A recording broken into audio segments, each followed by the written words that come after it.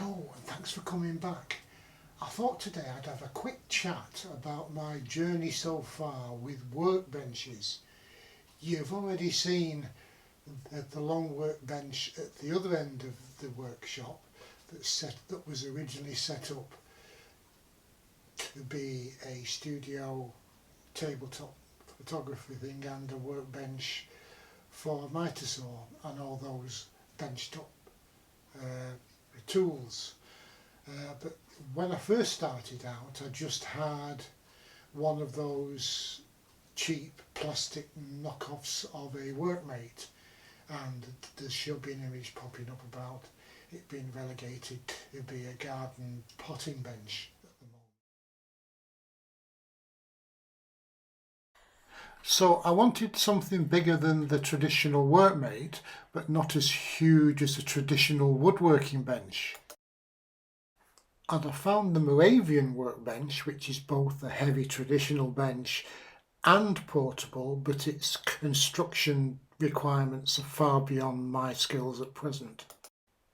And of course, like everyone else, I've been lusting after a Festool MFT portable bench, if only so I can get up off my hands and knees when track sawing sheet goods. But how much? For one?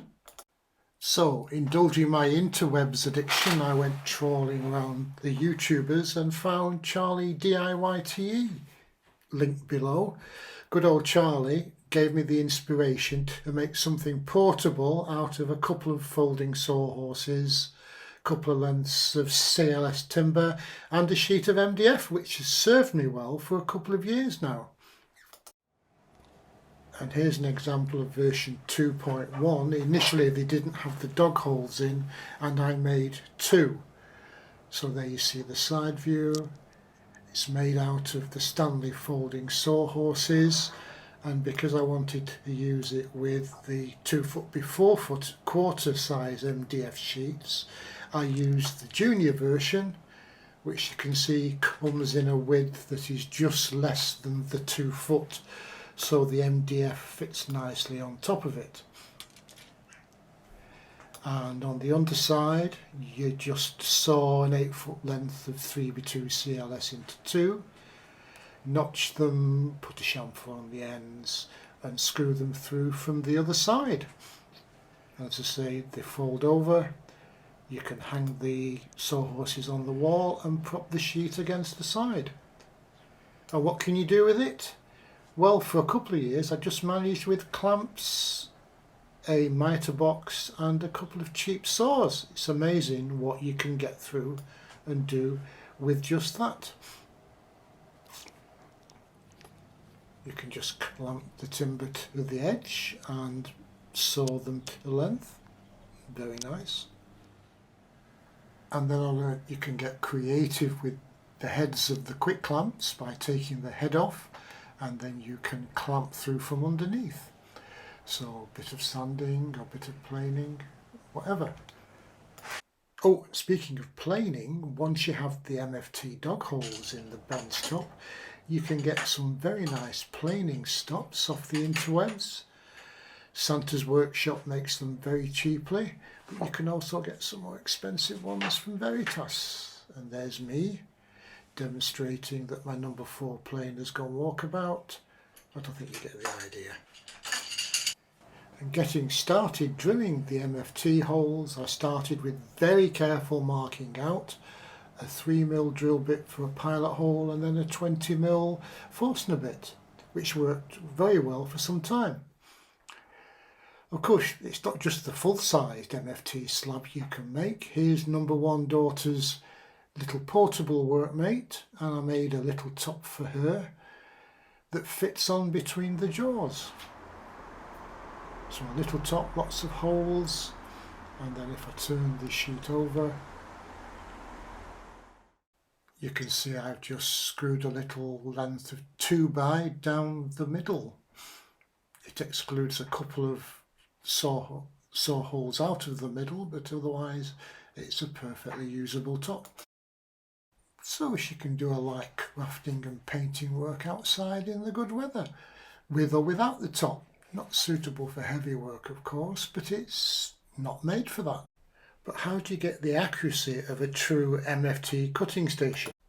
Firstly, you could use a routing jig to route the holes out, and there are several branded and off-brand options. Or you could drill the holes out using a guide system, the Path guide system by that nice Peter Parfit. Well, still being scared of routers, I eventually settled on the Path guide system to drill the holes. And being the cheapskate that I am, I chose the System 1 rather than the more expensive System 2 to save a few pennies, which I now regret, having become addicted to drilling these holes in anything that doesn't move. So Worktop 2.0 now has an accurate hole layout. How do we get from here to a cutting station?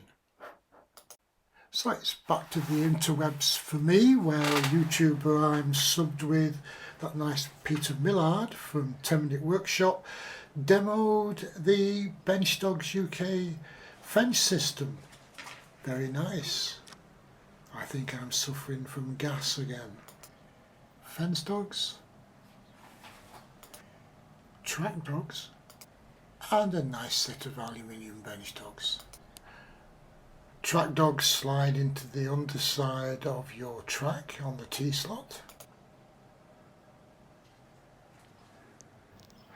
Fence dogs, as you would think, slide on T-slots in the back of the fence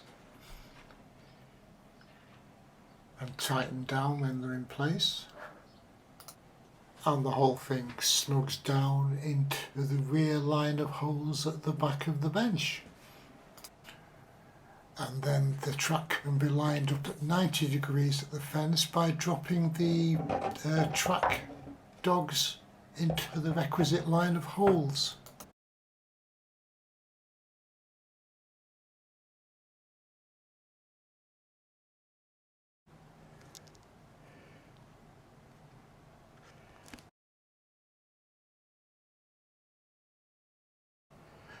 Of course, I've already moved on to Workbench version 3.1, which is a double thickness MDF sheet with some nice planed all round edging, which is already, as you can see, it's got its 3mm guide holes in the surface, and it's got a strip marked out to route out on this side for a sacrificial MDF strip under the track saw blade. Downside is it's getting too heavy to be truly portable, but we'll see how this one goes.